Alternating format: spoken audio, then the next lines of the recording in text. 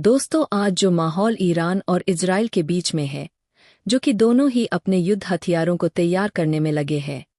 लेकिन यह समय ऐसा नहीं है, क्योंकि पुराने समय में ईरान ही राष्ट्र के बीच में इजराइल को एक अलग देश बनाने के सहमति में उतरा था। यानी ईरान इजराइल का काफी अच्छा मित्र था। लेकिन आज की हालत देखते हुए ऐसा लग रहा है कि मित्रता कब दुश्मनी में कन्वर्ट हो गया पता ही नहीं चला। और भारत ने किस प्रकार इजराइल की हेल्प करने के लिए हथियारों का जखीरा भेज दिया है।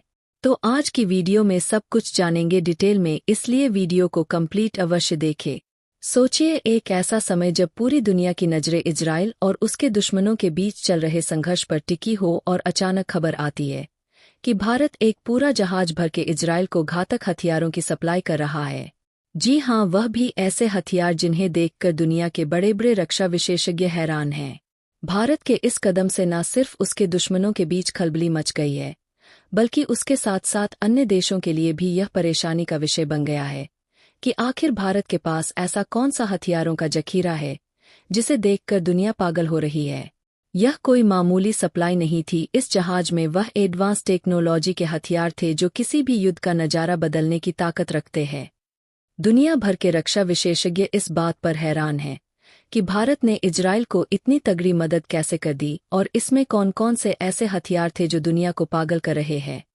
लेकिन दोस्तों, वीडियो में आगे जाने से पहले भारत सब हथियार खरीदने के बजाय हथियार सप्लाई कर रहा है। इसके लिए वीडियो को लाइक करके कमेंट बॉक्स में जय हिंद जरूर लिखें। दोस्तों, भारत के घातक हथियारों से कांप उठी दुनिया। भारत ने तैयार किया एडवांस टेक्नोलॉजी का ऐसा जखीरा जिसे देख अमेरिका और चीन जैसे देश भी सोचने पर मजबूर हो गए हैं कि क्या भारत अब सुपर पावर बनने की राह पर चल पड़ा है। अब सवाल यह उठता है कि क्या भारत की यह प्रगति बाकी दुनिया के लिए एक चुनौती बन सकती है। और इसका सीधा जवाब है हाँ। भारत ने आधुनिक हथियारों और उन्नत तकनीक के क्षेत्र में जो उपलब्धियां हासिल की है, वह न सिर्फ देश की सुरक्षा को सुदृढ़ कर रही है, बल्कि दुनिया को भी यह संदेश दे रही है कि भारत अब किसी भी मोर्चे पर पीछे नहीं रहेगा। भारत के हथियारों और उनकी तकनीक का डंका अब सिर्फ देश के भीतर ही नहीं बल्कि पूरी दुनिया में बज रहा है। एक समय था जब भारत विदेशी हथियारों पर निर्भर था, लेकिन आज हालात बदल चुके हैं। अब दुनिया के कई देश भारतीय हथियार खरीदने के लिए तैयार खड़े हैं। भारत ने पिछले कुछ सालों में अपने रक्षा निर्यात को 200% से भी ज्यादा बढ़ा लिया है। और सिर्फ अमेरिका, रूस या फ्रांस जैसे बड़े देश ही नहीं बल्कि छोटे देश भी जिनके पास हथियारों की कमी है, वे भी भारत के पास आ रहे हैं। एक दिलचस्प आंकड़ा यह है कि साल 2022 से 23 में भारत का रक्षा निर्यात 15,000 करोड़ के पार पहुंच गया और आने वाले सालों में इसे और भी बढ़ाने की योजना है। यह साफ दर्शाता है कि भारत न केवल अपनी सुरक्षा को लेकर मजबूत हो रहा है, बल्कि वह दुनिया की सुरक्षा के लिए भी एक विश्वसनीय स्रोत बन गया है। भारत और इजराइल की दोस्ती का इतिहास काफी पुराना है और यह सिर्फ कूटनीतिक संबंधों तक ही सीमित नहीं है।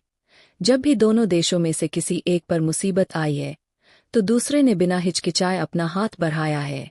खास तौर पर कारगिल युद्ध का द्वार, जब भारत को इजराइल की मदद की सख्त जरूरत थी, उस वक्त इजराइल ने न केवल भारत को लेजर गाइडेड बम दिए, बल्कि अन्य कई तकनीकी मदद भी पहुंचाई, जिससे भारत ने दुश्मन को करारा जवाब दिए।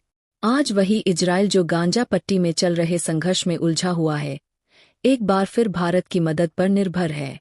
इजराइल के हथियारों का जखीरा लगभग खत्म हो चुका है और उसे त्वरित रूप से हथियारों की जरूरत है। इस संकट के वक्त भारत ने तुरंत इजराइल के लिए हथियारों का एक बड़ा जखीरा भेजने का फैसला किया। इसमें विस्फोटक सामग्री, आधुनिक मिसाइल सिस्टम और रक्षा उपकरण शामिल थे, जो इजराइल को अपने दुश्मनों से निपटने में मदद करेंगे। लेकिन जब यह हथियारों से भरा भारतीय जहाज इजराइल के लिए रवाना हुआ तो रास्ते में एक अड़चन आ गई। यूरोप के देश स्पेन ने भारतीय जहाज को रोकने की कोशिश की जो सीधे इजराइल जा रहा था। यह कदम न सिर्फ चौंकाने वाला था, बल्कि यह भी सवाल खड़ा करता है कि स्पेन ने ऐसा क्यों किया। स्पेन का फिलिस्तीन समर्थक रुख कोई नई बात नहीं है, लेकिन इस बार इसने भारत और इजराइल के बीच दोस्ती के संबंधों को प्रभावित करने की कोशिश की है। स्पेन का यह फैसला एक कूटनीतिक चाल भी हो सकता है, जिसके पीछे अन्य अंतर्राष्ट्रीय शक्तियों का हाथ हो सकता है, जो भारत और इजराइल के बीच बढ़ती निकटता को लेकर चिंतित है। इस जहाज में लगभग 27 टन विस्फोटक सामग्री थी जो इजराइल अपने हथियारों को और शक्तिशाली बनाने में उपयोग करने वाला था। इजराइल के रक्षा मंत्रालय ने इस हथियारों की खेप को अत्यंत महत्वपूर्ण बताया था, लेकिन स्पेन द्वारा इसे रोके जाने के बाद यह सवाल उठने लगे हैं कि क्या भारत के हथियार समय पर इजराइल पहुंचेंगे। इस घटनाक्रम ने अंतर्राष्ट्रीय स्तर पर हलचल मचा दी है। अमेरिका और यूरोप के कई देश इस मामले पर अपने अपने रुख साफ कर चुके हैं। कुछ देश चाहते हैं कि इजराइल को जल्द से जल्द मदद मिले, जबकि कुछ देश इसे मानवाधिकारों के उल्लंघन से जोड़कर देख रहे हैं। लेकिन भारत ने स्पष्ट किया है कि उसकी प्राथमिकता अपने मित्र राष्ट्र की सुरक्षा है और वह हर संभव कोशिश करें कि यह हथियार इजराइल तक पहुंचे। भारत के रक्षा मंत्रालय ने हाल ही में यह घोषणा की है कि वह आने वाले वर्षों में अपने रक्षा निर्यात को और भी बढ़ाने की योजना बना रहा है। इसका मकसद न सिर्फ आर्थिक लाभ है, बल्कि यह भी सुनिश्चित करना है कि भारत एक वैश्विक रक्षा शक्ति के रूप में उभरे। इजराइल जैसे मित्र देशों को हथियार सप्लाई करके भारत यह संदेश दे रहा है कि वह अंतर्राष्ट्रीय सुरक्षा के मोर्चे पर भी अहम भूमिका निभा सकता है। तो दोस्तों, यह कहानी सिर्फ हथियारों की सप्लाई की नहीं है, बल्कि भारत की अंतर्राष्ट्रीय स्थिति और उसकी बढ़ती ताकत की है। आने वाले समय में भारत किस तरह से वैश्विक शक्ति बनता है, यह देखना बेहद दिलचस्प होगा। अब हम आते हैं अपने नेक्स्ट अपडेट यानी कि इस्राइल और ईरान के महासंग्राम के ऊपर।